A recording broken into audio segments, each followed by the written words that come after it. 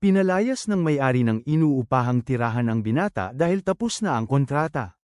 Wala siyang pera, at kung hindi siya makakahanap ng sapat na halaga bago matapos ang araw, mapipilitan siyang matulog sa lansangan. Biglang bumagsak ang presyo ng mga librong isinulat niya, at ang ipinangakong royalty ay patuloy na naantala.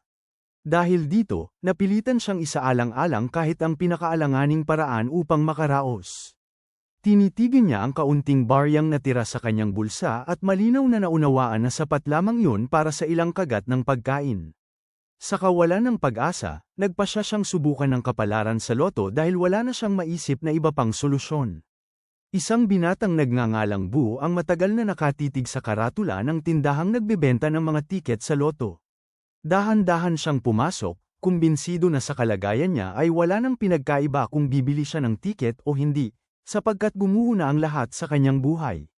Nang humiling siya ng 5 tiket, ang nagtitinda, na walang interes sa magiging resulta, ay nagmungkahing pumili na lamang ng basta at ipaubaya ang lahat sa tadhana. Walang inaasahan, kalmado niyang inisip na kung talagang siya ay isang maswerteng tao, marahil yun na ang sandali. Kinuha niya ang unang tiket na nahawakan niya. Matapos ang isang mahaba at isang gabing walang tulog, nagsimula siyang makaranas ng kakaibang pangitain. Nakita niya ang mga tila pagbaluktot ng realidad, na para bang lumulutang ang mundo sa harap ng kanyang mga mata. Hindi niya matiyak kung ito ba ay totoo o bunga lamang ng guni-guni. Patuloy na inaabot ng nagtitinda ang mga tiket, at doon niya biglang napansin ang kakaibang impormasyong may markang 100%. Nagtaka siya kung ano ang eksaktong nakikita niya. Inabot niya ito gamit ang mga daliri, sinusubukang hipuin ang imaheng yon, at pinag-isipan ang likas na katangian ng ilusyon. Pumasok sa isip niya kung siya lamang ba ang nakakakita nito. Dahil hindi siya mapalagay sa pagdududa, nagpasya siyang bumili pa ng ilang tiket upang matiyak kung hindi lamang iyon isang pagkahumaling. Unti-unti niyang naisip na sa pamamagitan ng papel ay nakikita niya ang tsansa ng bawat tiket na manalo. Upang subukin ang hinala, kinayod niya ang proteksyon ng isa sa mga tiket at nagulat nang makitang nanalo siya ng 10 yuan. Lalong tumibay ang kanyang paniniwala. Agad siyang humingi ng 2 pang tiket, tiyak na magpapatunay ang kanyang kalkulasyon. Nang makumpirma niyang ang mga numerong nakikita sa ibabaw ng tiket ay tunay na sumasalamin sa posibilidad ng tagumpay, nagpahayag siya ng intensiyong bumili ng 10 pa. Nabagot ang nagtitinda, may ibinulong sa sarili, ngunit ibinigay pa rin ang bagong bungkos ng mga tiket. 9 sa mga ito ang may markang 100% sa harap niya.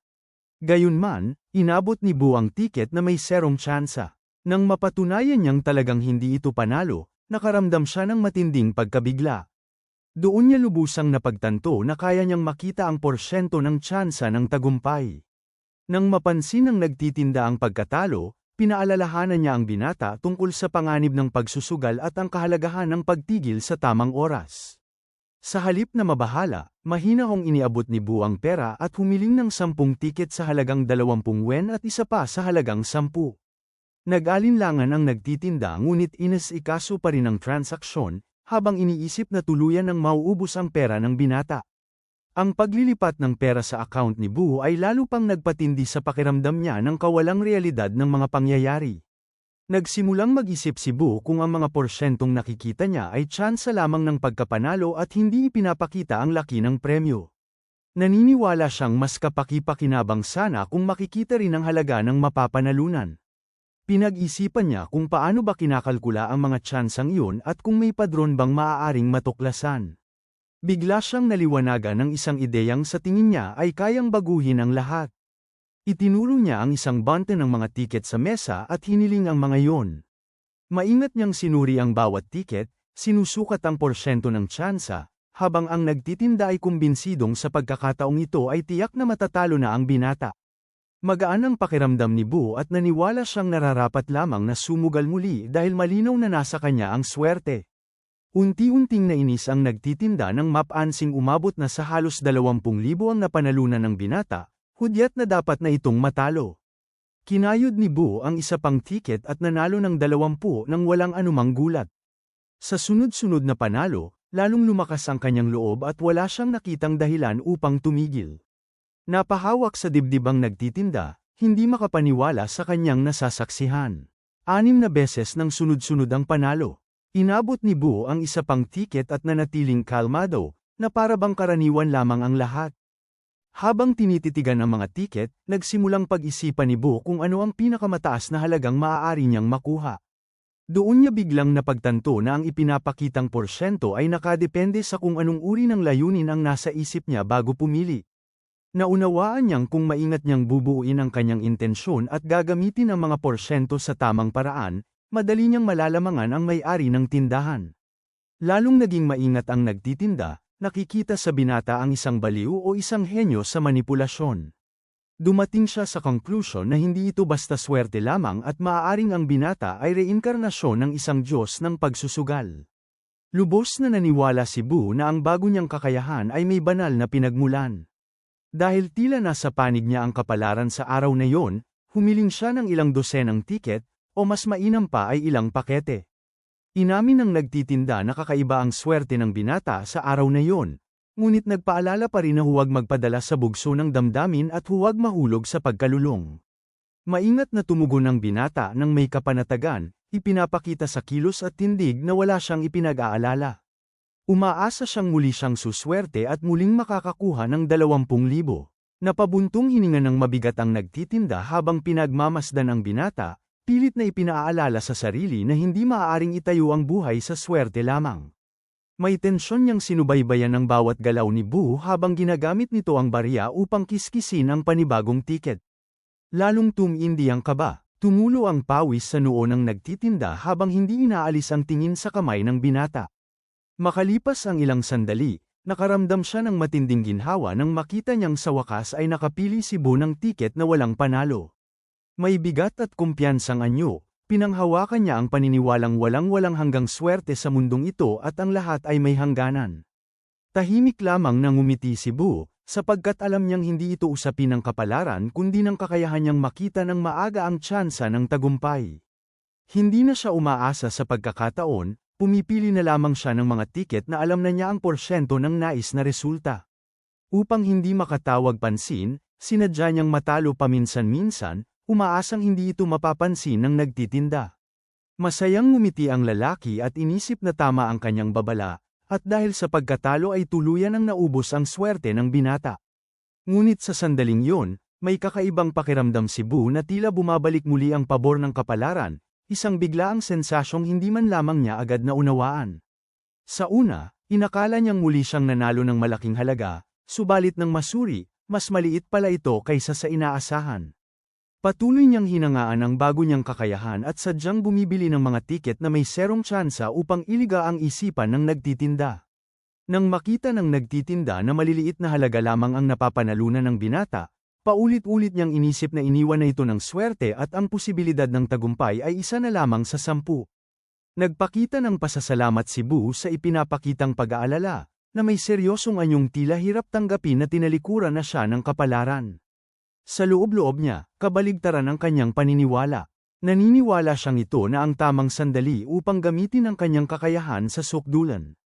Habang humihit-hit ng sigarilyo ang nagtitinda, inisip niyang wala nang mapapanalunan pa ang binata. Muli siyang nanalo, subalit na natiling kalmado ang lalaki dahil maliit lamang ang halaga, 20 yen, at hindi ang libu-libong kinatatakutan niya. Masayang iniabot ni Bu ang tiket at ipinakita ang panibagong maliit na panalo. Sinuri ng nagtitinda ang mga tiket at pumasok sa isip niya na ang binatang ito ay maaaring anyo ng isang nilalang na hindi pangkaraniwan. Sa kanyang isipan, tinawag ni Bu ang lakas ng langit at lupa, hinihiling ang 1,000,000 yuan sa huling tiket. Para sa nagtitinda, ang ganitong hangarin ay inosente at walang saysay, sapagkat kahit gaano karami ang panalo, hindi naman tumataas ang tsansa ng ganoong kalaking halaga. Sa sandaling yun, biglang nagliwanag ang mukha ni Bu at iniabot ang tiket na may panalong 15,000. Ang pangyayaring yun ay lubhang ikinagulat at ikinasama ng loob ng nagtitinda hanggang sa mapasigaw siya sa sobrang pagkabigla. Tahimik na nasiyahan si Bu habang nakikitang naika-credit ang 15,000 sa kanyang account, at sa kanyang ngiti ay malinaw ang pag-alaala sa usapan tungkol sa swerte. Nagpa siya ang nagtitinda na gumamit ng tusong paraan. Batid niyang pantay ang pamamahagi ng mga panalo at dahil nakuha na ng binata ang pangunahing tiket, halos wala nang natitirang tsansa. Ipinakita niya ang papuri sa pambihirang swerte ng binata at inalam kung ilan pa ang nais nitong bilhin. Muling sinuri ni Bu ang mga tiket, sinusukat ang porsyento ng tagumpay, at napansin niyang ang pinakamataas na tsansa ay 5% na lamang. Dahil dito, tumanggi siyang bumili pa at ipinasyang sapat na ang kanyang nakuha at nararapat ng tumigil. Tinangka pa siyang hikayatin ng nagtitinda, na sa ganitong pambihirang araw ay dapat sulitin ng swerte at huwag huminto sa kalagitnaan. Nanatiling matatag si Bu at inisip na maaari siyang matalo at mawala ang lahat, kaya ang paghinto ang pinakamainam na pasya. Sa pagninilay, napagtanto niya kung gaano siya kaswerte sa araw na yun at nagsimulang isipin kung magagamit ba ang kakayahang ito sa iba pang bagay bukod sa loto. Hinipo niya ang pinto at sa kanyang isipan ay inalam ang posibilidad ng matagumpay na pagbubukas nito sa sandaling iyon. Inilarawan niya ang sarili na binubuksan ang pinto at agad na nakita na ang tsansa ay ganap na perpekto. Ngunit bigla niyang napansin na mabilis na bumababa ang porsyento, na nagdulot ng tunay na pagkabahala. Mabilis siyang umatras nang mapagtantong bumagsak ang ligtas na tsansa sa 10%. Kasunod nito, may narinig na malakas na tunog ng nababasag na salamin at isang malaking aso ang rumagasa papasok sa silid. Napabuntong hininga si Bu sa ginhawa at naisip na muntik na siyang masangkot sa kapahamakan kung hindi siya umatras. Galit na galit ang nagtitinda sa sirang pinto at sinigawan ng asong pumasok na parang bagyo. Pagkaraan ng ilang sandali, nagsimulang pumasok sa isip niya ang hinala, sapagkat ang kilos ng binata ay lalong nagiging kakaiba at lumalampas sa karaniwan. Bigla niyang hinawakan ang kamay ni Bu, hindi handang hayaang umalis ito matapos ang lahat ng nasaksihan. Napagtanto ni Bu na samobra na siya sa pagkakataong ito at tiyak na magsisimula ng magtanong ang lalaki ng mga bagay na hindi na dapat. Sa hinalang hindi maitago, sinuri ng nagtitinda ang binata at pinagtaka kung paano nito nalalaman ang mangyayari bago pa man. Alam ni Bu na ang kanyang asal ay nagdudulot na ng seryosong pagdududa, kaya pinili niyang kumilos ng mas maingat upang hindi na lalo pang magdulot ng hinala. Sa kanyang isipan, tinimbang niya ang posibilidad na paniwalaan ng lalaki ang paliwanag na siya ay may kakaibang kakayahan. Lumitaw ang impormasyong kalahati lamang ang tsansa, kaya agad niyang sinuri ang isa pang posibilidad sa kanyang isip, iniisip kung paano magbabago ang tsansa kung ipalalagay na ang kanyang mga magulang ay mga kilalang salamangkero. Sa kanyang pagkagulat, napansin niyang matapos ang pag-iisip na yun, ang posibilidad ng tagumpay ay patuloy na tumataas. Ipinahayag ni Bu ng may buong kumpiyansa na taglay niya ang kakayahang seikiko at hiniling na huwag siyang ituring na kapantay ng mga ordinaryong mandaraya sa lansangan. Ipinaliwanag niyang namamana ang kanyang kakayahan at sa kanilang angkan ay libu-libong taon na itong pinauunlad at ipinapasa mula sa isang henerasyon patungo sa susunod. Tumugon ang nagtitinda ng may malinaw na pag-aalinlangan, ipinapakitang siya ay isang taong may pinag-aralan at hindi basta naniniwala sa mga ganitong kwento kung walang sapat na patunay. Idinagdag pa niya na kung talagang may ganitong pamilya, matagal na sana itong naging tanyag sa buong mundo. Sa sandaling yun, napansin ni Bu ang biglaang pagbagsak ng porsyento ng tagumpay.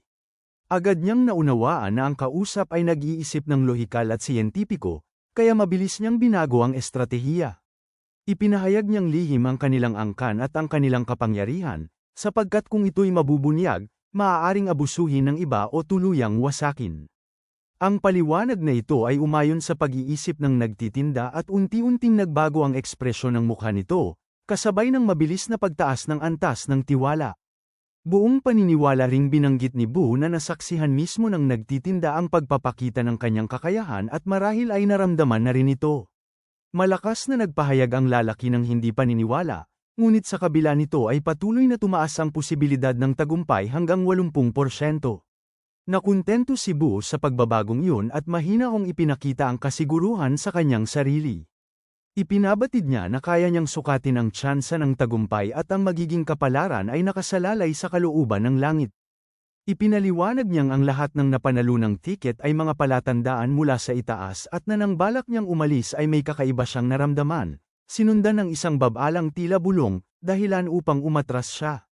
Unti-unting naging magiliw ang nagtitinda. Tinawag niya ang binata ng may paggalang at nagtanong kung maaari siyang tulungan sa isang bagay. Napagtanto ni Bu na may pagkakataon siyang subukin pa ang bago niyang kakayahan. Inisip niyang hindi mahirap ang gagawin, Kailangan lamang unawain ang ugnayan ng sanhi at bunga. Ikinwento ng nagtitinda na kamakailan lamang ay giniba ang kanyang bahay at hanggang ngayon ay wala pa siyang natatanggap na kabayaran, kaya nais niyang malaman kung magkano ang maaari niyang makuha. Sa halip na diretsyong sagot, tinukoy ni Bu ang makatuwirang halagang inaasahan ng lalaki. Sinimulang bilangin ng nagtitinda ang mga detalye, inaalala na ang dating tirahan ay humigit kumulang 200 hanggang 300 metro kwadrado at ang halaga ng bawat metro ay nasa 10,000. Mula roon, sinuri ni Bu ang posibilidad ng kabayarang 2 milyon at natanggap ang impormasyong ganap ang tsansa. Nang isunod ang tanong tungkol sa 5 milyon, bumagsak ang posibilidad sa 5%. Ipinagpatuloy niya ang pagsusuri sa halagang 4,2 milyon, at habang tahimik na nagmamasid ang nagtitinda sa seryosong binata, lalong tumibay sa kanyang isipan ang paniniwalang ang kaharap niya ay tunay na may kakayahan. Pagkaraan ng sandaling katahimikan, itinaas ni Bu ang tingin, mabigat at puno ng hiwaga. Magkakasamang nakapulupot ang mga kamay ng nagtitinda sa harap ng kanyang dibdib habang may pag-asang inaabangan ang resulta.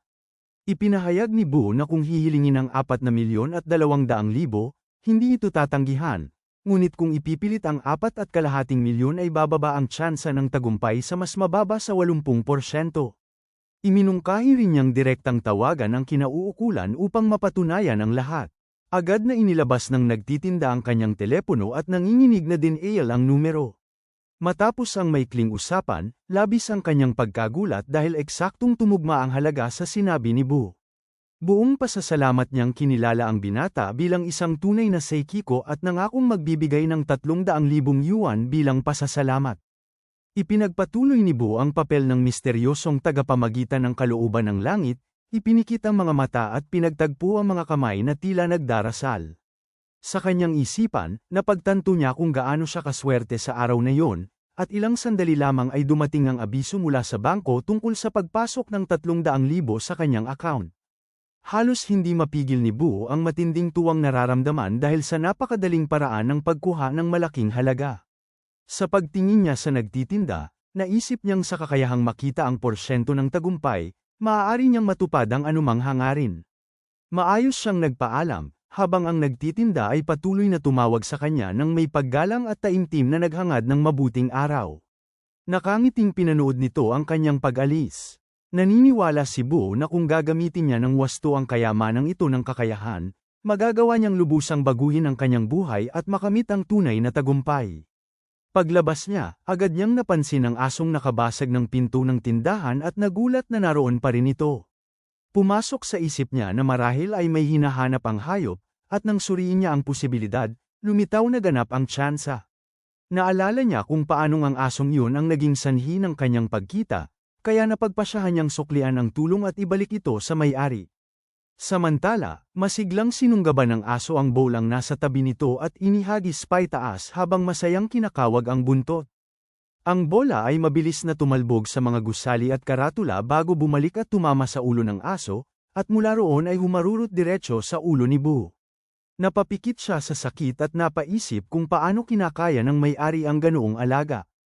Bagaman inisip niyang katawa-tawa ang nangyayari, nagpasya pa rin siyang ipagpatuloy ang paghahanap sa may-ari dahil nasimulan na niya ito.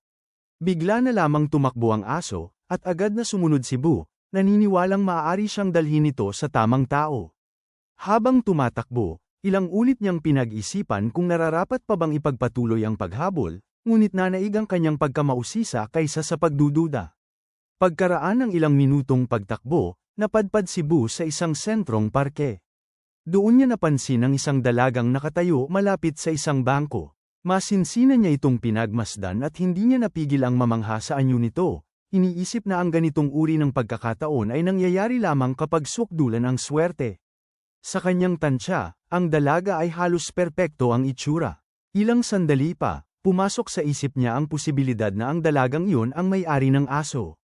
Tahimik niyang inihain ang tanong sa sistema, at agad na dumating ang sagot na ganap ang posibilidad. Nabigla siya sa katotohanang ang magandang dalaga ang may-ari ng asong sinusundan niya. Sa sarili niya, inamin niyang noong una ay nais lamang niyang subukin ang kanyang kakayahan at kumita ng kaunti, ngunit sa huli ay higit pa ang kanyang nakuha. Napansin din niya na tila napaka-relax ng dalaga at abala pa sa pagkuha ng mga selfie, kahit nawawala ang kanyang aso, bagay na ikinapagtaka niya. Saglit siyang huminto at pinag-isipan kung paano sisimulan ang pakikipag-usap. Matapos suriin ang iba't ibang posibilidad sa kanyang isipan, lumapit siya sa dalaga. Agad itong tumigil sa pagkuha ng litrato at tumingin sa kanya ng may pagtataka. Ipinakita ni Bu ang aso, at bagaman inamin ng dalaga na kahawig ito ng kanyang alaga, iginiit pa rin niyang mas cute, mas masigla, at mas matalino raw ang kanyang aso, dagdag pa na mas makinis ang balahibo nito. Lubos na nabigla si Bu sa reaksyong yun at nakaramdam ng kalituhan, sapagkat tila hindi man lamang makilala ng dalaga ang sariling alaga. Sa kanyang pakiramdam, parang pinagbibiro siya. Nang mapansin ng dalaga ang kanyang anyo, napakunot-noo ito. Ipinahiwatig ni Bu na ang asong kasama niya ay pag-aari ng dalaga. Tinawanan lamang yun ng dalaga at itinuro ang isang bangko sa gilid, sinasabing doon nakatali ang kanyang aso. Sa kabila ng pagdududa sa pag-iisip ng dalaga, itinuro ni Bu ang isang punit na kwintas ng aso na nakahandusay malapit sa bangko. Hindi niya pinalaki ang usapin at tahimik na iniabot ang punit na kwintas. Doon lamang tuluyang napagtanto ng dalaga ang nangyari at nagulat sa katotohanan. Matapos ang ilang minutong pag-uusap, nagpasalamat ang dalaga, at ipinaabot ni Bu na masaya siyang nakatulong dahil ang mahalaga ay nagkita muli ang aso at ang may-ari nito. Hindi pa rin makapaniwala si Bu na nakausap niya ang ganitong uri ng babae. Sa loob-loob niya ay may tahimik na kasiyahan at pakiramdam ng tagumpay. Napansin niyang bumibilis ang tibok ng kanyang puso at naisip niyang ito ang unang pagkakataong nakadagdag siya ng isang napakagandang babae bilang kaibigan. Tiningnan niya ang feed nito at nakita ang larawang kuha habang inilalakad ang aso. Sinuri rin niya ang mga litrato ng husky at napag-isip-isip na ang asong yun ay talagang may problema sa asal. Batay sa sirang mga gamit sa likuran ng mga larawan, naisip niya na kung siya ang umasta ng ganoon, matagal na sana siyang Naple AS. Ilang sandali pa, napabuntong hininga siya at naalala na hindi rin siya dapat magsalita ng ganoon, sapagkat siya mismo ay pinalaya sa inuupahan niyang tirahan sa araw na yun at pinalitan pa ang mga kondado. Nagpaalam ang dalaga, binanggit na marami pa siyang aasikasuhin, at nag-iwan ng mabuting hangarin bago tuluyang umalis. Sa sandaling yun, napagtanto ni Bu na kaya na niyang makita ang tsansa ng tagumpay ng anumang gawain. Naisip niya kung bakit pa siya magbabayad ng upa kung maaari naman siyang yumaman at bumili ng sariling bahay. Kahit hawak na niya ang 300,000, alam niyang hindi pa rin yun sapat para sa paunang bayad. Kaya't nagpasya siyang maghanap ng mabilis at epektibong paraan upang kumita ng mas malaki. Napansin niya ang isang maliwanag na karatula ng pamilihan ng mga anti-gang gamit at biglang pumasok sa isip niya na ang mga anti-gang bagay ay maaaring maging mabilis na daan sa pera kung alam lamang kung paano tuklasin ang tunay na mahalaga. Tumigil siya sa harap ng malaking tarangkahan patungo sa plaza kung saan ibinebenta ang samut-saring lumang gamit, habang nag-iisip ng mga bagong posibilidad. Pagpasok niya, sinalubong siya ng malalakas na sigaw ng mga mangangalakal na nag-aalok ng mga sinaunang bagay sa tila napakamurang halaga. Agad siyang napaligiran ng mga tindero. Isa sa kanila ang mapilit na nag-alok ng mangkok na porselana mula umano sa hilagang panahon ng Song, iginiit na tunay ito at humihingi lamang ng 50,000. Samantala, ang dalawa pa ay nagbubulungan sa gilid, at isa sa kanila ang may ngising nagbanggit na malinaw na baguhan ang binata at walang alam sa mga anti-gang bagay. Malungkot na napagtanto ni Bu na itinuturing siyang madaling lokohin at simpleng pagkakataon lamang upang mabilis silang kumita. Naputol ang kanyang pag-iisip nang magsalita ang isang tindero sa harap niya, na may pagmamataas na naghayag na ang lahat ng paninda ay minana pa niya at ang kanyang mga ninuno ay kilalang mga dalubhasa sa sining. Nakangiting hiniling ni Bu na ipakita ang mga gamit, ngunit sa loob-loob niya ay batid niyang hindi alam ng mga tindero na ang kaharap nila ay may kakaibang kakayahan. Tahimik niyang tinanong ang sarili kung may tunay na anti-gang kabilang sa mga nakalatag, at dumating ang sagot na ganap ang posibilidad. Gayunman, hindi niya pinaniwala ang lahat ng ito ay tunay at nakaramdam siya ng hinala.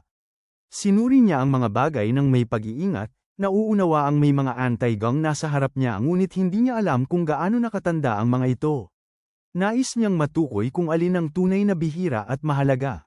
Nang alamin niya ang tsansa ng makatagpo ng anti-gang nagkakahalaga ng 5,000, lumabas na wala itong posibilidad.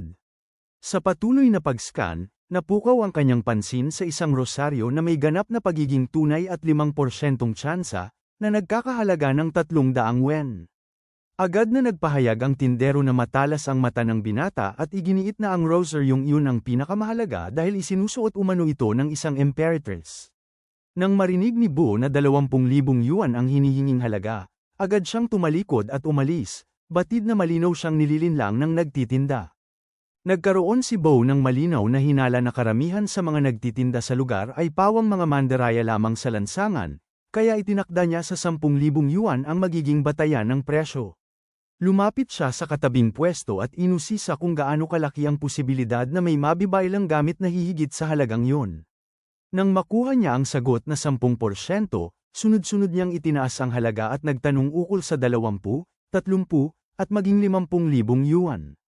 Sa bawat pagtaas ng presyo, nananatiling 10% ang ibinibigay na posibilidad, at doon niya napagtanto na maaari siyang kumita ng malaki sa lugar na iyon. Pinagmasdan siya ng tindero ng may bahid ng pangmamaliit, at sa loob-loob nito ay kailangan niyang maturuan ng leksyon ang baguhang mamimili. Ipinagmalaki ng mga ngalakal na ang bentahan ay hindi lamang umaasa sa swerte at iginiit na marangal ang kanyang negosyo at hindi siya nanlilinlang ng mga customer. Pagkaraan nito ay sinubukan niyang ialok ang isa pang gamit na ipinahayag niyang tunay na mahalaga at may halaga. Ngunit maagap na pinutol ni Bo ang pagtatangkang yun at mariing ipinahayag na ang nais niyang bilhin ay ang basong may ganap na katiyakan ng halaga kapag tinaya sa 500,000. Sa isip niya, hindi siya karaniwang baguhan na madaling maloko dahil taglay niya ang kakayahan sa pamamahala ng posibilidad. Samantala, nagtaka ang mga ngalakal kung bakit interesado ang binata sa huling piraso mula sa 10 tansong paninda na para sa kanya ay basura lamang, kaya nagpasya siyang itaas ang presyo.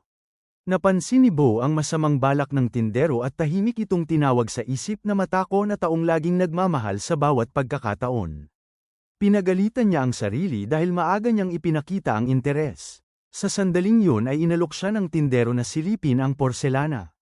Ipinakita nito ang isang lumang florera at inanyayahan ang binata na pagmasdan ng mabuti ang mga detalye.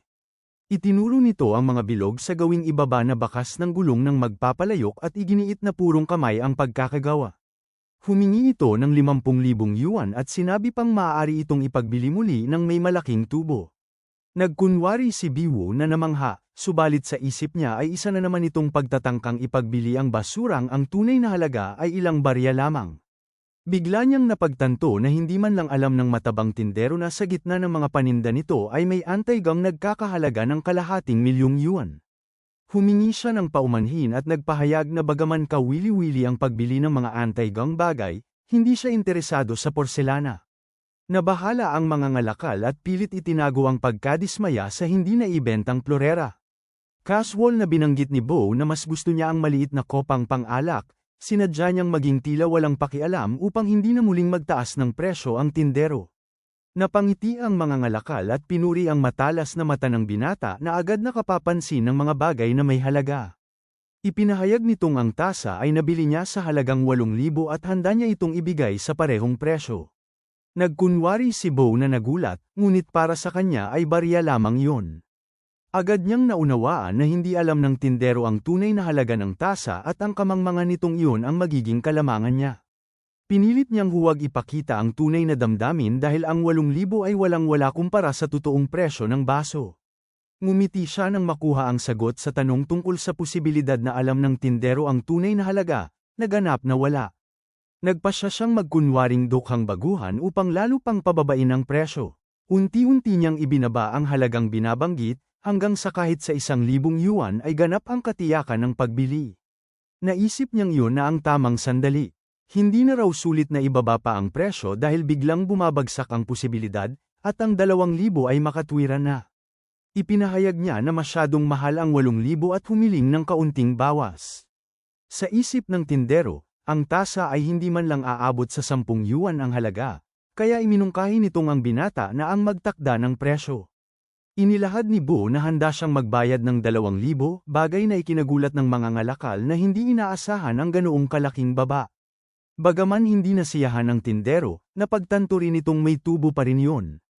Inulit ni Bo na hindi siya magdadagdag kahit 1 sentimo at tinanong kung katanggap-tanggap ang halagang yun. Sa huli ay pumayag ang tindero, bagaman nagreklamo itong masyadong mura at iginiit pang may naibenta siyang kaparehong tasa sa isang babae sa halagang 8,000. Walang pakialam na sinabi ni Biwu na ayos lang kung ayaw nitong magbenta. Sa bandang huli ay napilitan ang mga ngalakal na pumayag. Umalingaw-ngaw ang tunog ng telepono bilang hudyat ng matagumpay na transaksyon. Tahimik na kinuha ng binata ang kahon ng baso at iniwan ang pwesto nang hindi ipinapakita ang matinding tuwa. Sa loob-loob niya ay nagwagi siya ng malaki dahil sa mumunting halaga ay nakakuha siya ng napakahalagang bagay. Masaya rin ang tindero dahil naibenta niya sa 2,000 ang panindang halos wala siyang ginastos at naniwalang naloko niya ang inosenteng baguhan. Sa ganitong mga sandali ay lalo niyang kinagigiliwan ang trabaho dahil nagagawa niyang ipagbili ang basura bilang antaygang bagay at kumita ng libo-libong yuan. Para sa kanya, ang binata ay isa lamang hanggal na umaasang kikita sa murang binili. Habang pinagmamasdan ang pag-alis nito, tinawag niya itong tanga at pinasalamatan sa isiping dahilan ng kanyang kinita. Ipinagmayabang pa niya sa katabing tindero na kahapon ay may babaeng bumili ng lumang thermos sa 9,000 at ngayong araw ay may lalaking bumili ng kung anong trinket sa halagang 2,000. Pinagmasdan siya ng kausap ng may pagdududa at hindi maunawaan kung ano ang ipinagmamalaki nito. Bigla nitong itinuro ang unahan at tinanong kung yun ba ang babaeng pinagbentahan ng thermos. Masayang ibinalita ng nagyayabang na tindero na tila may malaking problema siya. Papalapit na ang babae sa pwesto. Hindi man lang tumingala ang mga ngalakal at agad na nagpahayag na hindi siya nagsasauli ng pera sa mga panindang na ibenta na. Hindi pinansin ng dalaga ang mga paliwanag ng nagtitinda. Tahimik at maingat niyang sinuri ang ibabaw ng estante at agad napansin na may halong pagtataka, na wala roon ang bagay na hinahanap niya. Hindi maunawaan ng nagtitinda kung ano ang pakay ng dalaga, sapagkat inaasahan niyang babalik lamang ito upang singilin ang perang ibinayad kahapon para sa lumang thermos. Bigla na lamang itinuro ng dalaga ang pwesto sa estante at ipinahiwatig ang paghahanap niya sa tansong kopa ng alak, kasabay ng pahayag na handa siyang magbayad ng 10,000 yuan para rito. Nang marinig ng nagtitinda na agad itinataas ng dalaga ang alok hanggang 50,000, tuluyan siyang nawala ng kontrol sa sarili at nagsimulang magwala. Napatingin siya sa binatang papalayo na, at sa isip niya, ang 50,000 yun ay tila lumulutang na sa kung saan, palayo sa kanyang mga kamay. Lubos siyang nabigla sa katotohanang ang tansong kopa pala ay may ganoong halaga, at hindi niya moari kung paano nalaman ng binata ang tunay na presyo nito. Samantala, nagtaka ang dalaga kung bakit nakatitig lamang ang matabang nagtitinda sa kanya, waring hindi maintindihan ang nangyayari. Inakala niyang hindi sapat ang inalok niyang halaga, kaya upang mapabilis ang transaksyon ay patuloy niyang tinaasan ang presyo. Unti-unti niyang inakyat ang alok sa 70, saka 80,000. Ang katabing mga ngalakal, nang marinig ang mga halagang binabanggit, ay natigilan sa sobrang gulat at napanganga. Kapansin-pansing kinabahan ang dalaga, sapagkat tila walang malinaw na reaksyon ang mga lalaking kaharap niya. Sa puntong yun, hindi na napigilan ng nagtitinda ang kanyang pagluha. Hindi lamang dahil sa 80,000 nawala sa kanya, kundi dahil sa mapait na katotohanang ang isang baguhang mukhang inosente ay nagawang lokohin ang isang veteranong tulad niya. Ang katabing mga ngalakal naman ay nakaramdam ng aliw sa nangyayari, at sa kanyang isipan ay malinaw na ang manloloko mismo ang ngayon ay nasilo. Unti-unting nakabawi ang matabang nagtitinda sa sarili, at nanaig ang kasakiman. Sa kumikislap na mga mata, itinakda niya ang presyo sa 100,000. Lalong ikinagulat niya na walang pag-aalinlangan itong tinanggap ng dalaga. Biglang may umalingaw-ngaw na malakas na sigaw. Napalingon ang dalaga na may takot sa mukha, hindi maunawaan ang nangyayari. Ang isang lalaki ay bumagsak sa lupa dahil sa matinding pagkabigla. Hirap huminga habang mahigpit na hawak ang kanyang dibdib. Sa putol-putol na pananalita, ipinaalam niya na ang mismong kopang hinahanap ng dalaga ay naibenta na. Nilinaw niyang ito ay naibigay lamang sa halagang 2,000 yuan, sapagkat inakala ng nagtitinda na isa lamang itong walang kwentang gamit. Lubhang ikinagulat iyon ng dalaga, kaya muli niyang pinatunayan kung totoo ngang naipagbili na ang naturang kopa. Hiniling ng nagtitinda na maghintay muna siya at huwag umalis, sabay paninigurong babalik siya agad. Subalit ang kanilang usapan ay biglang naputol ng malalakas na sigawan sa di kalayuan.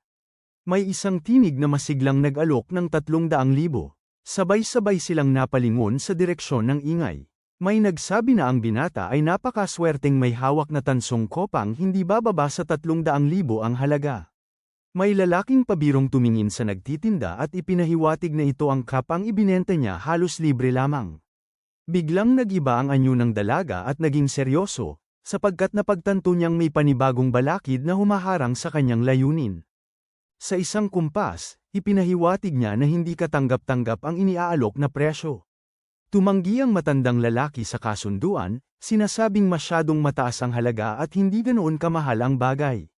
Sa gitna ng kaguluhan, sumugod ang mga ngalakal na kamakailan lamang nagbenta ng kopa at sumigaw na handa siyang magbigay ng 350,000. Sa isang iglap, siya ay nataman at naitulak palayo. Lumapit ang matanda kay Bo at mariing itinakda ang presyo sa 400,000, wala nang itataas pa.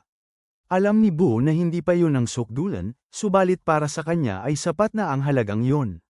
Napagtanto rin niyang ang matanda ay tunay na bihasa at hindi madaling pakitunguhan.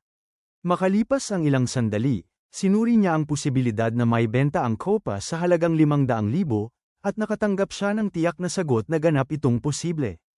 Malalim na napabuntong hininga ang matanda, tila nagsasabing masyadong mainipin ang kabataan, bago tuluyang pumayag sa halagang 500,000. Samantala, hindi na napigilan ng nagtitindang unang nagbenta ang luha ng panghihinayang, habang ang mga tao sa paligid ay nagbubulungan tungkol sa kung gaano kalapit lamang nabili ang mahalagang bagay at kung gaano kalaki ang pagsisisi ng nagtitinda. May isang nagdaraan na napansin ang itsura ng lalaki at nagtatakang inusisa kung aksidente ba niyang naibenta ang mismong mahalagang piraso. Lubos ang pagkabigla ng karamihan nang mapagtantong ang isang kilalang veteranong mangangalakal ay nagkamali at naipamigay ang kayamanan nang hindi niya namamalayan. Biglang may umalingaw-ngaw na matapang na tinig ng isang babae mula sa gitna ng karamihan. Ipinahayag niyang handa siyang magbayad ng 550,000. Nabighani si Bo sa ganda ng dalaga, sa maputing balat at mahahabang binti nito. Sa kanyang isipan, ang dalaga ay tila isang tunay na diyosa ng swerte na bumaba sa kanyang buhay. Gayunman, hindi niya alam na ang pagsubok sa pasensya ng dalaga ay maaaring magbunga ng mas mabigat na kapalit kaysa sa kanyang inaakala. Noon, hindi niya kailanman naisip na magkakaroon siya ng lakas ng loob na humarap sa isang ganitong kagandahan. Ngayon, naniniwala siyang kaya niyang akitin kahit ang pinakamagaganda. Ang kanyang titig ay lalong ikinairita ng dalaga, na sa sarili ay malinaw ang layunin na makuha ang kopang yun sa anumang halaga, sapagkat hindi siya mapapatawad ng kanyang lolo kung mabibigo siya. Napagpasyahan ni Bo na alamin pa kung hanggang saan ang handang ibayad ng dalaga at kung paano niya magagamit ang matinding pagnanais nito. Sa gitna ng karamihan, nakita niya ang nagtitindang nagbenta sa kanya ng kopa at masayang ipinahayag na ang bagay na nakuha niya sa halagang 2,000 ay ngayon ay nagkakahalaga na ng higit kalahating milyon. Bilang tugon, muling itinaas ng dalaga ang alok sa 550,000 at iginiit ang agarang pagtatapos ng transaksyon. Tumutol ang matandang lalaki at iginiit na siya ang unang nagbigay ng alok, kaya't para sa kanya ay hindi makatwiran at taliwas sa tamang patakaran ang hinihingi ng dalaga. Agad itong sinagot ng dalaga ng may halong pagkainis, ipinapahiwatig na wala pa namang pinal na kasunduan kaya may buong karapatan siyang makilahok sa tawaran. Sa puntong yun, napagtanto ni Bo na hindi pala para sa sarili ng dalaga ang pagbili ng kopa, kundi tila bahagi lamang siya ng transaksyong isinasagawa para sa iba. Ipinakita ni Bo na wala siyang tutol sa pagbebenta ng pitsyel, subalit iminungkahi niyang magkaunawaan muna ang mga mamimili sa isa't isa upang maiwasan ang sigalot. Buong kumpiyansang ipinahayag ng dalaga na sa mundo ng anti-gang kalakalan, ang nagwawagi ay ang may pinakamataas na alok, at para sa kanya ay iyon ang tunay na umiiral na tuntunin. Hindi nagpatinag ang matanda, kalmado niyang itinaas ang halaga at nag-alok ng 560,000. Hindi rin nag-atubili ang dalaga at kaagad na itinapat ang presyong 570,000. Patuloy ang pagtaas ng halaga, palitan ng determinasyon at tapang. Masusing tinitigan ng matanda ang dalaga at bigla siyang nagsabi na may ipinapaalala ito sa kanya. Binanggit niya ang pangalan ng isang matagal ng kaibigan, na labis na ikinagulat ng dalaga. Ipinahayag niyang ang tinutukoy na lalaki ay ang kanyang lolo. Napahalakhak ang matanda at masayang sinabi na ang lolo ng dalaga ay isang matalik niyang kaibigan. Sinundan yun ng tanong kung ang lolo nga ba ang nag-utos sa dalaga na bilhin ang tansong kopa. Ikinwento ng matanda na siya ay isang propesor sa Departamento ng Kasaysayan sa universidad, dahilan upang maalala ng dalaga na minsan na niyang narinig ang tungkol sa kanya. Sa gitna ng kanilang usapan, ipinaalala ni Bu kung magtatapos ba sila sa pagbili o magpapatuloy lamang sa personal na kwentuhan. Naputol ang usapan ng dalaga at ng matanda, at buong tapang niyang ipinahayag na siya na ang bibili ng kopa. Sinikap niyang ilayo ang matanda at iminungkahing kung may oras ito, maaari nitong bisitahin ang kanyang lolo, uminom ng tsaa, at siya na mismo ang maghahatid pa uwi. Masayang napatingin si Bu sa screen ng kanyang telepono nang makatanggap siya ng abiso na 600,000 yuan ang pumasok sa kanyang personal na account. Ibinigay niya ang kopa sa dalaga at sa loob-loob niya ay para na siyang naging milyonaryo. Sa sandaling yun, naisip niya kung marahil ay magandang makilala pa niya ang estrangherang ito. Dahil sa tagumpay na natamo, magalang niyang hiningi ang kontak ng dalaga upang maidagdag niya ito sa WeChat. Ang ganitong lantad na alok ay hindi lamang nagdulot ng matinding pagtataka sa dalaga kundi pati ng malinaw na iritasyon. Ipinaliwanag ni Bu na mukha itong taong may hilig sa mga anti-gang bagay at nangakong ipapaalam niya kung sakaling may makita siyang kakaiba at mahalaga. Sa isip ng dalaga, ang binata ay parang isang katawa-tawang palaka na naglakas loob mangarap sa isang sisna. Unti-unti namang naunawaan ni Bu na sa paningin ng dalaga, isa lamang siyang hungkag na nangangarap ng imposible. Matalim ang naging reaksyon ng dalaga sa kanyang mga kilos at ipinahayag ang pagkainis, na para bang wala siyang karapatang makipag-usap sa ganoong paraan. Gayunman, sandaling lumitaw ang bakas ng pag-aalinlangan sa kanyang mga mata, at napaisip siya kung tunay nga bang naniniwala ang binata na siya ay pinagpala ng swerte. Ipinahiwatig niya ang pagdududa kung talagang mas matanda ba ang binata at kung may karapatan itong magsalita ng ganoon.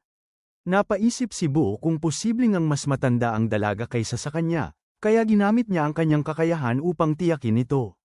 Lumitaw ang sagot na walang posibilidad na mas matanda ang dalaga. Naisip niyang sa kakayahang ito, maaari niyang makuha ang tiwala nito. Tinansya niya ang posibilidad na 20 taong gulang ang dalaga at nakuha ang tiyak na resulta. Mula roon, sinuri niya ang bawat buwan ng taon upang tukuyin kung kailan ito ipinanganak. Hindi siya tumigil at ipinagpatuloy ang pagkalkula hanggang sa matukoy ang eksaktong araw at oras ng kapanganakan. Pinagmamasdan ng dalaga ang binatang bahagyang tumatawa at pabulong na nagbubulong sa sarili, at hindi niya maunawaan kung ano ang nangyayari rito. Pinakalma siya ni Bu at nagpatuloy sa pagtansya ng oras ng kapanganakan nito. Sinubukan niya ang iba't ibang pagitan ng oras mula umaga hanggang tanghali at mula tanghali hanggang hapon, ngunit sa bawat pagtatangka ay lumalabas na walang posibilidad. Hanggang sa wakas, nakuha niya ang eksaktong sagot at nalaman niyang 1 minuto lamang ang agwat ng kanilang kapanganakan, pabor sa kanya. Sa kumpiyansang anyo, ipinahiwatig ni Bu na hindi niya kailanman tatawaging ate ang dalaga. Sa isip ng dalaga, lalo lamang niyang pinagtibay ang paniniwalang kaharap niya ang isang baliw. Para kay Bu, kailangan niyang patunayan ang sarili sa pamamagitan ng pagsasabi ng eksaktong edad at oras ng kapanganakan ng dalaga. Buong pagmamalaki niyang ipinahayag na 20 taong gulang ito at isinilang sa pinakadulo ng Setyembre. Papatalikod na sana ang dalaga nang bigla siyang huminto at napaisip kung saan nakuha ng binata ang ganitong impormasyon. Sa sarili ni Bu, simple lamang ang lahat dahil kinakalkula niya ang mga posibleng pagpipilian. Lalong nainis ang dalaga at inisip na kaharap lamang niya ang isang ordinaryong manliligaw na may pilit na galaw at kadudadadang paraan. Para sa kanya, madaling malaman ang ganoong detalye at wala siyang balak magsayang ng oras sa isa pang kakaibang nilalang sa lungsod. Pakiramdam ni Bu ay minamaliit siya ng dalaga, kaya nagpasya siyang gamitin muli ang kanyang kakayahan. Ipinahayag niya, sa ikinagulat ng dalaga, na isinilang ito noong ika-30 ng Setyembre, eksaktong 3:30 ng hapon. Nabigla ang mga taong nakapaligid at nagsimulang magbulong-bulungan, iniisip kung paanong nalaman yon, at may mga nagsimulang maghinalang siya ay may kakayahang pang-espiritual. Ang matandang lalaki na unang nagnanais bumili ng kopa ay lalong nagduda, sapagkat tila may itinatagong lihim ang binata. Habang paalis na ang dalaga sa matinding pagkainis, hindi pa rin tumigil si Bu at idinagdag na mas maaga pa rito ipinanganak ang dalaga, sa ganap na 3:24. Para kay Bu, hindi yun mahirap tukuyin sapagkat sinimulan lamang niya ang kalkulasyon mula sa mismong oras ng kanyang sariling kapanganakan. Nabahala ng husto ang dalaga at nanginginig ang mga kamay habang inilalabas ang kanyang telepono upang tiyakin ang kanyang narinig. Nang tumawag siya, agad na sumagot ang kanyang ina at nagtanong kung ano ang nangyari at bakit bigla siyang tumawag. Walang paligoy-ligoy na inusisa ng dalaga ang eksaktong oras ng kanyang kapanganakan, at makalipas lamang ang ilang sandali ay may sagot na siya. Hindi pa siya nakuntento at muling nagtanong kung tunay ngang ipinanganak siya bandang 3:24 ng hapon. Hiniling ng kanyang ina na maghintay muna dahil hahanapin pa ang mga dokumento, at makalipas ang ilang minuto ay kinumpirma nitong ipinanganak ang dalaga sa ganap na 3:24 at 36 na segundo. Naisip ng binata na tiyak na nagtataka ang dalaga kung paano niya nalaman ang ganoon katumpak na impormasyon, subalit ikinagulat niya ng malinaw na ipahayag ng dalaga na wala siyang interes dito at hinihiling lamang na huwag sayangin ang kanyang oras. Litong-lito ang dalaga sa nangyayari, ngunit hindi pa rin umatras ang binata at iginiit na tama ang lahat ng kanyang natukoy. Sa kabila ng pagkainis nito, malinaw sa kilos ng dalaga na hindi niya maunawaan kung paanong may taong makapagtatama ng oras ng kapanganakan hanggang sa segundo. Para sa binata, ang kagandahan ng dalaga ay tila maihahambing sa isang diyosa, kaya nanatili siyang kumpiyansa at ipinakitang handa siyang ipaliwanag ang lahat. Umatras ang dalaga at lalo pang nagalit, kumbinsidong isa na namang kabaliwan ang kanyang maririnig. Sa kanyang isip, ang mga manghuhula at nagpapanggap na may kakaibang kakayahan ay pawang manlilinlang lamang. Gayunman, nanindigan ang binata na hindi lahat ay dapat ilagay sa iisang kahon at sinabing makikita mismo ng dalaga ang patunay. Dahil sa labis na kumpiyansa sa sarili niyang kalkulasyon, nagbanggit siya ng isang bagay na agad nagpaalab sa galit ng dalaga at nagudyok dito na patigilin siya. Hindi pa rin tumigil ang binata at ginamit pa ang kanyang kakayahan upang alamin kung may kasintahan ang dalaga. Sa kanyang pagtataka, lumabas na wala itong karelasyon. Sa sandaling yun, sumigaw ang dalaga at mariing inutusan siyang lumayo at itigil ang paninilip sa kanya. Napaisip ang binata kung totoo ngang sadyang iniiwasan ng dalaga ang pakikipag-ugnayan sa mga lalaki, at agad itong nakumpirma ng resulta na umabot sa ganap na katiyakan. Para sa kanya, ang ganitong kasagutan ay isang nakakabahalang palatandaan. Habang patuloy na tumitindi ang tensyon, napansin ng dalaga na biglang tumahimik ang mga tao sa paligid at nakatuon ang atensyon sa kanila. Hinayla niya ang manggas ng binata at walang pasubaling inutusan itong sumunod sa kanya agad. Dumaan sila sa gitna ng mga tao hanggang makarating sa isang mas tahimik na lugar. Pagliko nila sa isang sulok, mariing hinarap ng dalaga ang binata at inutusan itong ipaliwanag kung paano niya nalalaman ang lahat ng iyon. Buong kumpiyansa niyang sinabi na puro kalkulasyon lamang ang kanyang ginawa at walang bahid ng mistisismo ang lahat. Sa mukha ng dalaga ay lumitaw ang matinding pagkabigla, at halos pabulong nitong inisip na imposible ang ganoong bagay. Upang patunayan pa ang kanyang sinasabi, nag-alok ang binata na tukuyin pa ang iba pang detalye tungkol sa kanya. Iginiit na ginagawa niya yun alang-alang lamang sa agham at wala siyang personal na intensyon.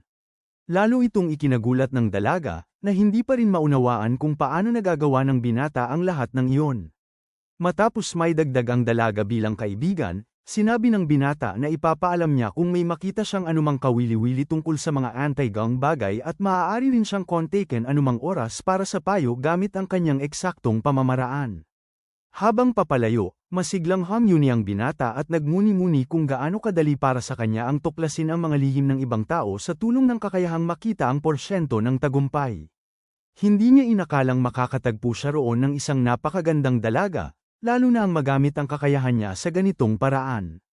Napansin niya ang matandang lalaking tumabi at tila may kausap sa telepono, kaya't napaisip siya kung narinig nito ang kanilang usapan at kung sino ang kanyang kinakausap.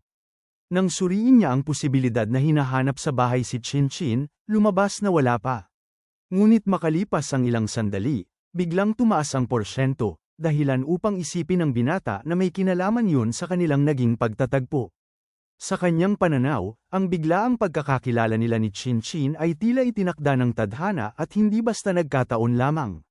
Nang alamin niya ang posibilidad na ang matandang lalaki ay nakikipag-usap sa isang miyembro ng pamilyang Chinchin, agad siyang nakatanggap ng ganap na katiyakan.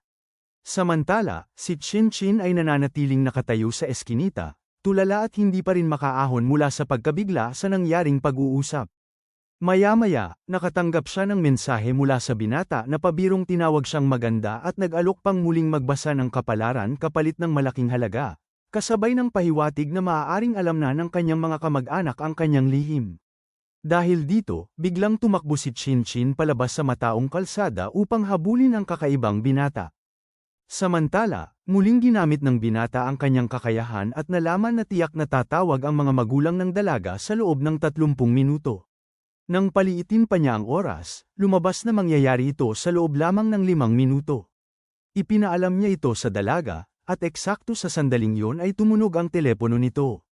Ang kanyang ina ang tumatawag at hinihiling na umuwi siya agad dahil may mahalagang tanong na kailangang itanong. Nabalot ng pag-aalala ang dalaga dahil bakas sa boses ng kanyang ina ang matinding pagkabahala. Sa isip ng binata, malinaw na kakailanganin ng dalaga na ipaliwanag sa kanyang mga magulang ang lahat ng kakaibang nangyari, sapagkat kung hindi ay tiyak na haantong ito sa mas seryosong mga tanong. Matapos maalala ng binata kung gaano nagbago ang kanyang buhay mula nang umalis siya sa kanilang tahanan at biglang nagkaroon ng kakayahang makita ang porsyento ng tagumpay ng iba't ibang kilos, isang matalim na tunog mula sa telepono ang biglang nagulat sa kanya. Napaisip siya kung bakit tatawag ang kanyang ina sa ganitong kakaibang araw. Nalaman niya na ang kanyang ina ang nag-ayos ng isang blind date para sa kanya, na agad nagpataas ng kanyang galit.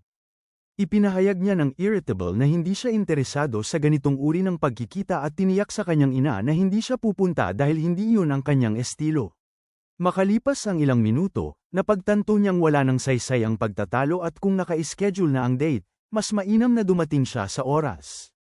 Tiningnan niya ang larawan ng dalaga na ipinadala ng kanyang ina at napansin na tila sobra ang ganda nito para kailangan pang ayusin ang isang blind date. Sa pag-ikot niya, namutla siya sa sariling pagkagulat. Unti-unti niyang napagtanto na may mali sa nangyayari at hindi ayon sa plano. Napansin niya ang isang dalaga na nakatayo sa pintuan ng kafe kung saan nakaayos ang pagkikita. Ilang sandali pa, napansin niya si Chinchin na malinaw na sinusubukang pigilan ang dalaga. Sa kawalan ng galang, itinataboy ng dalaga ang kamay ni Chinchin. Namangha ang binata at tinanong ang kanyang sarili kung ano ang posibilidad na may romantikong relasyon sa pagitan nila. Agad siyang nakatanggap ng sagot, 100%.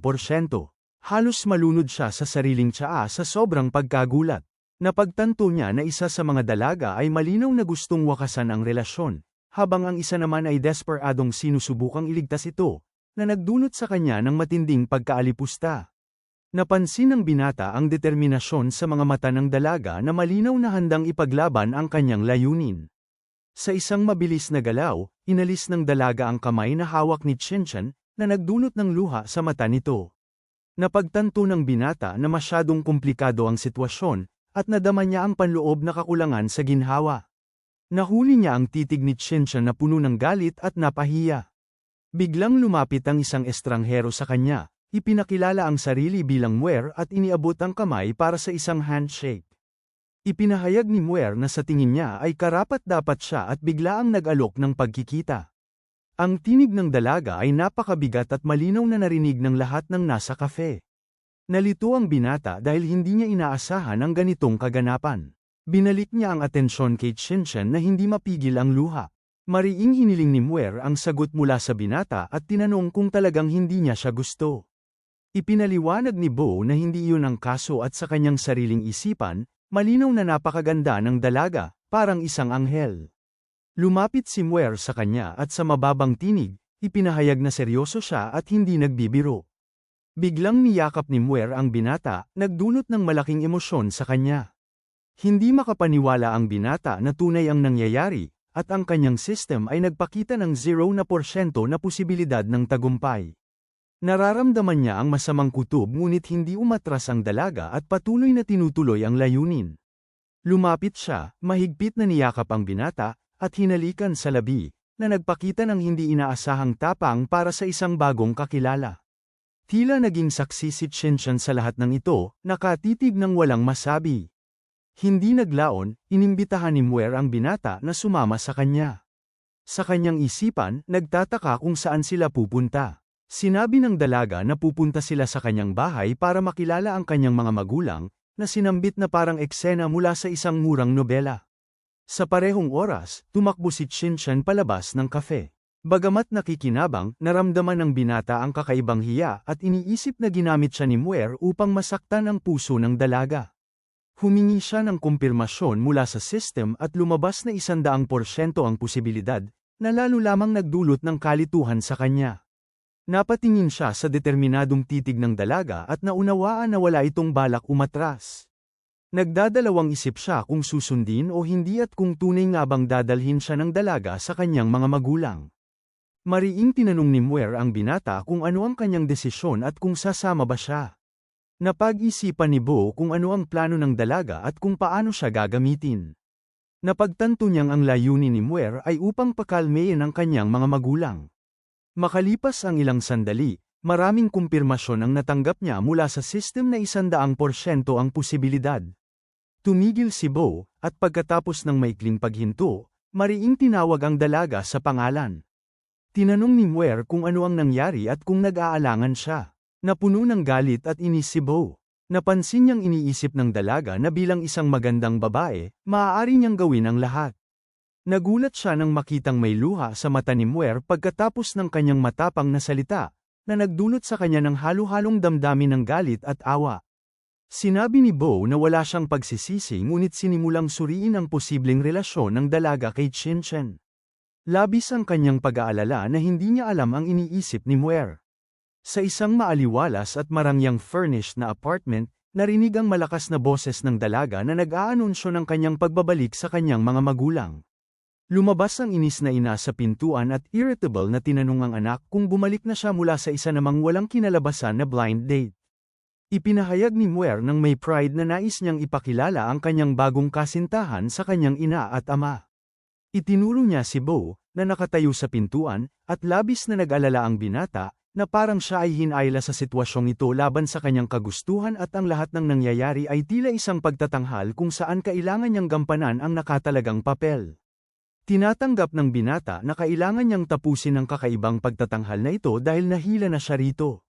Agad na tinanong ng ina ni Moore kung bakit hindi niya sinabi na may kasintahan siya, habang tumitingin ang may pag-aalinlangan sa hindi inaasahang kabataang lalaki. Biglang narinig ang boses ng ama mula sa kabilang kwarto. Pumasok siya sa silid, hinawakan ang kamay ni Bo, at napansin ang labis na pagkabigla at pagkanerbiyos ng binata. Nag-improvise si Moore, ipinapaliwanag na kilala nila ang isa't isa mula pa sa high school, ngunit naghiwalay nang bumaba ang grado ni Bo, at ngayon ay nagkita muli ng hindi inaasahan. Hawak pa rin ng ama ang manggas ng binata, inanyayahan niya silang huwag tumayo sa pintuan bilang mga estranghero at sinabihan ang kanyang asawa na maghanda ng isang masaganang hapunan. Tinukoy ng ina kung bakit hindi siya sinabihan ng anak tungkol sa kagalakang darating. Pinangunahan ng ama ang dalawa sa loob ng silid, inanyayahan silang makipag-usap habang siya at ang asawa ay naghahanda ng merienda. Lalong naging kakaiba ang sitwasyon at nagtataka si Bo kung totoong anak ba talaga ni Moore ang dalaga. Humingi siya ng kumpirmasyon mula sa system at napatunayan na 100% na siya ang tunay na anak ng magulang na ito, na lalo lamang nagpagulo sa kanyang isipan. Sa sandaling yun, lumabas ang ina sa pintuan dala ang isang plato ng prutas at ngumiti ng matamis sa dalawa. Napansin ng ama ang eksenang yun at pinaalis ang asawa, na may pagkairita tinanong kung ano ang ginagawa nito at bakit nakikialam sa dalawa. Humingi siya ng paumanhin sa panghihimasok at sinabihan silang ipagpatuloy ang kanilang pag-uusap, kasunod ng abiso na malapit nang ihain ang hapunan. Pagkatapos magsara ng pinto, sinabi ng dalaga na matagal nang hinihintay ng kanyang mga magulang na magkaroon siya ng kasintahan, dahil nag-aalala sila sa kanyang kinabukasan. Naisip ni Bo na siya malamang ang kauna-unahang binata na dinala ni Moore sa bahay sa mahabang panahon, na nagpapaliwanag sa kakaibang kilos ng mga magulang. Nagpatuloy ang dalawa sa kanilang pag-uusap habang tahimik na nakatayo sa likod ng pinto ang mga magulang at nakikinig. Napansin ng ama na tila walang nangyayari, at naging nerbiyuso, iniisip na baka subukan ng binata na samantalahin ang sitwasyon. Tinanong ng ina kung bakit pinagdududahan ng ama ang sinseridad ng binata. Binalingan siya ng ama at pinaalalahanang huwag magsalita ng malakas upang hindi mahuli ng binata ang anumang kakaiba. Hawak niya ang isang malaking kutsilyo sa kusina at tiniyak sa asawa na maayos at kontrolado ang lahat. Si Bo ay naguguluhan pa rin, Hindi pa niya lubusang naintindihan ang sitwasyon, ngunit nais niyang linawin ang ilang bagay. Lumapit siya ng tiyak sa dalaga at sinabi na oras na upang sila ay mag-usap ng harapan. Tumalikod ng ilang hakbang ang dalaga, ramdam ng binata ang kanyang tensyon at naisip na kailangan niyang magpahinga ng kaunti. Ipinaliwanag niya na nais lamang niyang umupo at kalmadong pag-usapan ang lahat ng nangyayari. Humingi ng paumanhin si Moore sa kanyang kilos at sinabi na kailangan niyang masanay sa kanilang bagong relasyon. Ramdam ni Bo ang kaba ng dalaga, at sa tuwing lalapit siya, pinipili nitong panatilihin ang distansya. Nagpasalamat ang dalaga sa kanyang pangunawa at sinabi na maayos ang lahat at sa paglipas ng panahon, masasanay din siya. Namangha si Bo sa kagandahan ng dalaga at iniisip ang posibilidad kung magiging komportable siya kung hahawakan niya ang kanyang kamay. Matapos makakuha ng mataas na porsyento ng tagumpay, tinanong niya ang tungkol sa halik. Laking gulat niya sa mataas na posibilidad. Sinikap niyang mag-isip ng maayos at huwag linlangin ang sarili. Napagpasyahan niyang ginagamit lamang siya ng dalaga upang lokohin ang kanyang mga magulang. Sa matinding pagsusumikap, inabot niya ang kanyang kamay sa dalaga. Lumapit siya ng may pag-aalinlangan ngunit natapilok sa sariling paa at tuluyang nawala ng balanse. Nahulog si Bo sa sahig na may malakas na tunog na umalingaw-ngaw sa buong apartment. Agad na pumasok ang galit na ama, hawak ang malaking kutsilyo sa kusina, at mariing tinanong kung ano ang nangyari at kung maayos ang anak. Napahinto siya at napatingin sa sorpresa sa dalaga at sa binatang nakaluhod sa tabi niya. Labis na inis si Moore at mariing tinanong ang ama kung ano ang ginagawa nito. Mabilis na sumagot ang ina na maayos ang lahat at sinabi na nag-aalala lamang ang ama sa kanyang anak. Hinayla ng asawa ang ama palabas ng silid habang iniisip ni Bo ang kakulangan ng pag-iisip ng lalaking pumasok na may kutsilyo. Labis siyang namangha sa nangyayari dahil wala siyang ginawa at bukod pa rito, siya mismo ang nagdala sa kanya sa silid, at ngayon ay pumasok pa ito na may kutsilyo. Unti-unti, nakapagmura ang binata at nakapagmamalasakit sa kakaibang pamilya. Sa labas ng pinto, narinig ang asawa ng ama na binabastos siya. Tinatawag na baliw at tinatanong kung bakit tumatakbo sa apartment na may malaking kutsilyo. Nagpaliwanag ang ama na kahit mabuti ang puso ng binata, hindi nila maaaring basta-basta ipagkatiwala sa kanya ang kanilang anak. Bahagyang naiinis si Bo at nagtataka kung paano siya maaaring kwalipikado bilang kasintahan ng dalaga matapos muntik na siyang matusok ng mga magulang nito. Dahan-dahan lumapit si Moore sa binata at tinanong kung maayos siya. Nagpatuloy si Bo sa pag-iisip kung gaano pa katagal niyang gagampanan ang papel na ito at sinabi sa dalaga na kailangan nilang pag-usapan ang isyong ito sa ibang pagkakataon. Tumugon si Moore kung talagang pinagsisisihan niya ang lahat ng nangyari sa kanila. Pinaliwanag ni Bo na hindi niya yun pinagsisisihan, at sinabi na gusto niyang lutasin ang sitwasyon ng tapat dahil iniintindi ng mga magulang ang dalaga at nais niyang panatilihin ang katapatan sa kanila. Ipinaliwanag ng binata sa nagulat na dalaga na ang tanging paraan upang maayos ang sitwasyon ay kausapin ng diretso ang kanyang mga magulang. Hinawakan ni Bo ang kamay ni Moore at matatag siyang hinayla patungo sa pinto. Pumakiusap ang dalaga na tulungan siya kahit isang beses lamang. Biglang lumitaw sa mukha ni Bo ang kakaibang ngiti at napatawa siya ng tahimik, tila napagtanto ang katawa-tawa ng buong sitwasyon. Habang nakikinig ang mga magulang na nakapindot ang tenga sa pinto, ibinubulungan ng ina na nag-aaway ang dalawa dahil sa katawa-tawang kilos ng asawa. Ipinahayag niya na walang iniisip ang kanyang asawa at malamang nagmula ang alitan nang biglang pumasok ang ama sa silid na may dala-dalang kutsilyo. Ipinagpatuloy ng babae ang reklamo samantalang iritadong sumagot ang ama na hindi ngayon ang panahon para magpalitan ng sisi at dapat agad itong tapusin. Napansin nila na malapit nang umalis ang binata at nagmadaling lumapit upang pigilan siya. Tahimik na naglakad si Bo sa pagitan ng magulang, iniisip na kung mananatili siya, ang tanging magagawa lamang ay magdulot ng mas matinding sakit sa dalaga. Hanggang dito na lang muna mga bossing. Kung gusto mong subaybayan ang kwentong ito, mag-like, comment, at subscribe at i-hit mo na rin ang notification bell para ikaw ang unang makapanood pag may bago tayong upload. Kita-kits sa susunod mga boss.